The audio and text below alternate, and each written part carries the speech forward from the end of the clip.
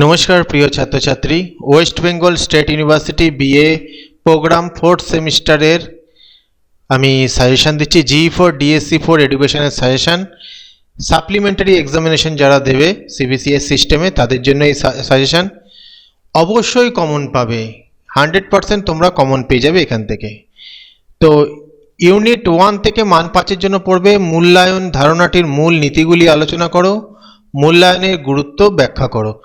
এই দুটো প্রশ্ন মান 5-এ কিন্তু মান 10-এ কিন্তু এসেছিল। মান 5-এর জন্য এবছর গুরুত্বপূর্ণ, যেহেতু একবার সাপ্লি পেয়ে গেছো। এখানে কিন্তু পূর্ববর্তী বছরের প্রশ্ন বাদ দিয়ে পড়বে এরকম করবে না, কারণ এদের সিবিসিএস এর সাপ্লিমেন্টারি কোশ্চেন আলাদা হবে।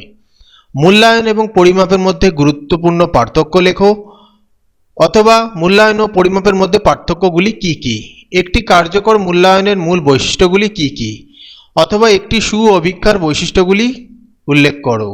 শিক্ষাক্ষেত্রে মূল্যায়নের প্রয়োজনীয়তা সংক্ষেপে আলোচনা করো।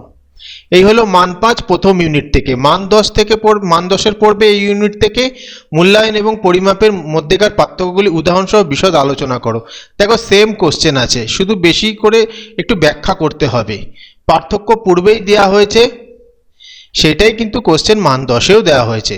মান 10 ভালো করে পড়লে মান 5 তোমাদের পড়তে হবে না। শিক্ষাক্ষেত্রে মূল্যায়নের ধারণাটি ব্যাখ্যা করো এবং এর উদ্দেশ্যগুলি আলোচনা করো, এটাও মান 5-এ দেওয়া হয়েছে। অর্থাৎ মান 10 ভালো করে পড়বে। মূল্যায়নের সংজ্ঞা দাও, মূল্যায়নের পরিধি আলোচনা করো, শিক্ষায় মূল্যায়ন গুরুত্বপূর্ণ কেন। ইউনিট 2 থেকে মান 5-এর জন্য পড়বে পরিমাপের বিভিন্ন স্কেলগুলি কি কি, উদাহরণ দাও। প্রশ্নাবলীর সুবিধা ও অসুবিধা উল্লেখ করো। প্রশ্নগুচ্ছ বা প্রশ্নাবলী, প্রশ্নগুচ্ছের বৈশিষ্ট্যগুলি উল্লেখ করো। সাক্ষাৎকার পদ্ধতির প্রধান বৈশিষ্ট্যগুলি আলোচনা করো।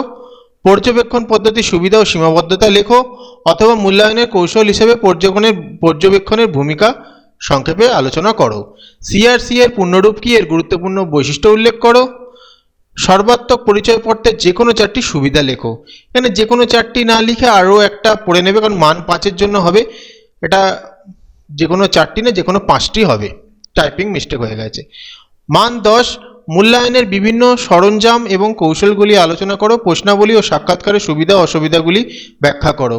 পর্যবেক্ষণ কি, শিক্ষাগত মূল্যায়নের ক্ষেত্রে পর্যবেক্ষণ পদ্ধতির বিভিন্ন প্রকারভেদ ও সীমাবদ্ধতা আলোচনা করো। একটি কার্যকর মূল্যায়নের জন্য প্রশ্নাবলী, সাক্ষাৎকার এবং পর্যবেক্ষণের ভূমিকা ব্যাখ্যা করো। দেখো প্রত্যেকটা দেখো মান 5-এও যেমন কোশ্চেন দেওয়া হচ্ছে, মান 10-এও সেটা, তা যেমন পড়তে কোনো অসুবিধা হবে না, সবকটাই পড়বে। সিআরসি শিক্ষাগত মূল্যায়নের বৈশিষ্ট্য এবং ব্যবহার আলোচনা করো। মূল্যায়নের কৌশল হিসেবে সর্বাত্মক পরিচয়পত্র সম্পর্কে আলোচনা করো। বিদ্যালয়ে ধারাবাহিক পরিচয়পত্র রাখার উদ্দেশ্যগুলি কি কি, অথবা সর্বাত্মক পরিচয়পত্রের উদ্দেশ্য লেখো। এই প্রকার মূল্যায়ন কৌশলের সুবিধা অসুবিধাগুলি উল্লেখ করো। নৈর্ব্যক্তিক অভিজ্ঞতার সংজ্ঞা দাও, উদাহরণসহ বিভিন্ন প্রকার নৈর্ব্যক্তিক অভিজ্ঞতার আলোচনা করো। নৈর্ব্যক্তিক অভিজ্ঞতার সুবিধা অসুবিধাগুলি লেখো। রচনাধর্মী অভিজ্ঞতার বৈশিষ্ট্যগুলি লেখো। আদর্শায়িত অভিজ্ঞতার সঙ্গে শিক্ষক নির্মিত অভিজ্ঞতার পার্থক্য আলোচনা করো। ধারাবাহিক পরিচয়পত্র কাকে বলে, ওই পত্রের বিষয়বস্তু সম্পর্কে লেখো। পরিমাপের বিভিন্ন স্কেলগুলি কি কি, প্রশ্নগুচ্ছের সুবিধা অসুবিধা লেখো। ইউনিট 3 মান 5 শিক্ষাগত অভিজ্ঞতার ধারণাটি ব্যাখ্যা করো। একটি ভালো শিক্ষাগত অভিজ্ঞতার প্রধান বৈশিষ্ট্যগুলি কি কি, বিভিন্ন প্রকার শিক্ষাগত অভিজ্ঞতার সম্বন্ধে সংক্ষেপে লেখো, অথবা বিভিন্ন ধরনের শিক্ষামূলক অভিজ্ঞতা শ্রেণীবিভাগ করো। শিক্ষাগত অভিজ্ঞতা ও মনস্তাত্ত্বিক অভিজ্ঞতার মধ্যে পার্থক্য লেখো। অভিজ্ঞতার নির্ভরযোগ্যতা বলতে কি বোঝো। মান 10 শিক্ষাগত অভিজ্ঞতা কি, বিভিন্ন প্রকার শিক্ষাগত অভিজ্ঞতার উদাহরণসহ আলোচনা করো। একটি ভালো শিক্ষাগত অভিজ্ঞতার বৈশিষ্ট্যগুলি বিস্তারিত আলোচনা করো। শিক্ষাগত অভিজ্ঞতা এবং মনস্তাত্ত্বিক অভিজ্ঞতার মধ্যেকার প্রধান পার্থক্যগুলি উদাহরণসহ ব্যাখ্যা করো। বৈধতা এবং নির্ভরযোগ্যতার মধ্যে সম্পর্ক আলোচনা করে। একটি ভালো শিক্ষাগত অভিজ্ঞতার জন্য এই বৈশিষ্ট্য কতটা গুরুত্বপূর্ণ। একটি অভিজ্ঞতার নির্ভরযোগ্যতা বলতে কি বোঝায়। নির্ভরযোগ্যতা পরিমাপে 4টি বহুল প্রচলিত পদ্ধতি উল্লেখ করো। কোন কোন উপাদানগুলি নির্ভরযোগ্যতাকে প্রভাবিত করে। অভিজ্ঞতার সংজ্ঞা দাও। সুঅভিজ্ঞতা গঠনের বিভিন্ন ধাপগুলি আলোচনা করো। শিক্ষক প্রস্তুত অভিজ্ঞতা এবং আদর্শায়িত অভিজ্ঞতার মধ্যে পার্থক্য নির্ণয় করো। তো আমি গুরুত্বপূর্ণ প্রশ্নগুলো আবার বলে দেবো, আগে স্ট্যাটিস্টিক্যাল এই চ্যাপ্টারটা শেষ হোক।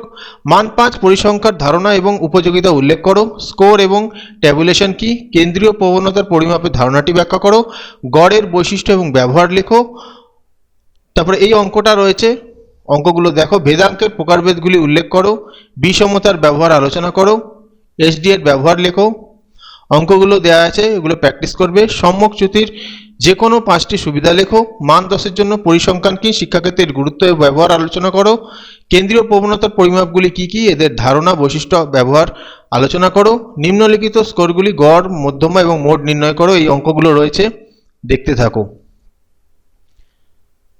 তথ্যের বিষমতা কাকে বলে, বিষমতা পরিমাপের প্রয়োজনীয়তা আলোচনা করো। শিক্ষাক্ষেত্রে রাশিবিজ্ঞানের ব্যবহারগুলি কি কি, শিক্ষায় রাশিবিজ্ঞানের গুরুত্ব, কেন্দ্রীয় প্রবণতার পরিমাপের বিভিন্ন প্রকারগুলি আলোচনা করো। তারপরে এসডি নির্ণয় করতে দিয়েছে। এবার তোমাদের গুরুত্বপূর্ণ, সবচেয়ে গুরুত্বপূর্ণগুলো বলে দিই। দেখো আমি আগেই বলেছি এইটা গতবার এসে গেছে পরীক্ষায়, তো এবছর মান 5-এর জন্য আসতে পারে। তারপরে যদি গুরুত্বপূর্ণ বলি, অবশ্যই এই কোশ্চেনটা গুরুত্বপূর্ণ। কার্যকর মূল্যায়নের বৈশিষ্ট্য, মান 10-এর জন্য এইটা এবং এটা গুরুত্বপূর্ণ।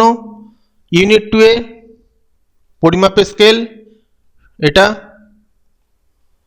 যেগুলো দাগ দিচ্ছি মান 10-এর জন্য।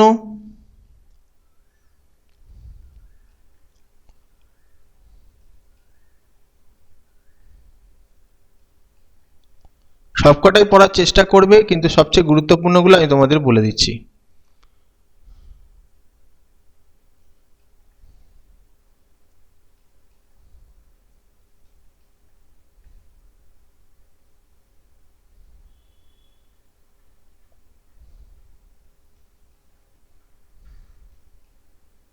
আর স্ট্যাটিস্টিকের তো অঙ্ক রয়েছে, আর যে কোশ্চেন কমই রয়েছে, অঙ্কগুলো ভালো করে প্র্যাকটিস করবে। এই হলো তোমাদের সাজেশন, ভালো করে পড়ো। একবার তো সাপ্লি পেয়ে গেছো, এগুলোও যদি এখন এর থেকেও যদি শর্ট করতে যাও তাহলে কিন্তু কোশ্চেন কমন পাবে না। গত বছর কোশ্চেনের থেকে তোমরা ধারণা পেয়েছো যে একেবারে সহজ কোশ্চেন হবে না, তাই যা দিয়েছি ভালো করে পড়ো।